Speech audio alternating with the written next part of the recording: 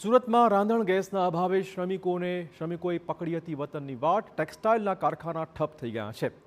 મધ્ય પૂર્વમાં યુદ્ધની સુરતના ટેક્સટાઇલ ઉદ્યોગ પર માઠી અસર પડી રહી છે। એલપીજી ગેસના પુરવઠામાં સર્જાયેલી ભારે અછતે શહેરના ધમધમતા એવા કાપડ ઉદ્યોગના પૈડા થંભાવ્યા છે।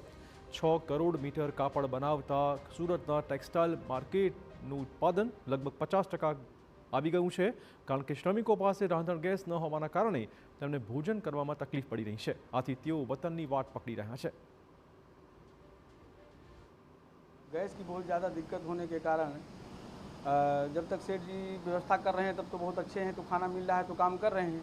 और जहाँ गैस मिलने का कोई चांस नहीं है, दूर दूर तक कोई आसार दिख नहीं रहा है गैस मिलेगा, तो बंद करके हम लोग भी चले जाएंगे घर। जब तक हैं तब तक काम कर रहे हैं। खाना सोना ये ज़रूरी है, जीवन जीने के लिए अति आवश्यक चीज़ है।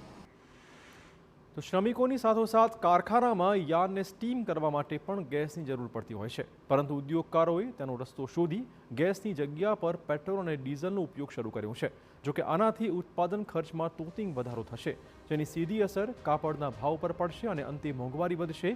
આ બાબતે ટેક્સટાઇલ એસોસિએશન શ્રમિકોને રાંધણ ગેસ મળી રહે તે માટે તંત્રને રજૂઆત કરવામાં આવી રહી છે।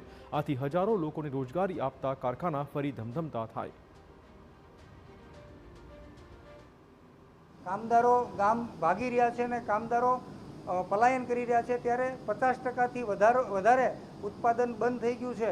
અને 50%થી વધારે ઉત્પાદન બંધ હોય ત્યારે એક ચિંતાનો વિષય છે કે રેવન્યુ જનરેટ કરતી આ સૌથી મોટી ઇન્ડસ્ટ્રીને દુનિયાભરની અંદર ડંકો વાગતો હોય, આખા વિશ્વની અંદર આપણું સુરતનું કાપડ જાતું હોય, ત્યારે સુરતની કાપડ ઇન્ડસ્ટ્રી બંધ રહે ખૂબ દુઃખની વાત ગણાય।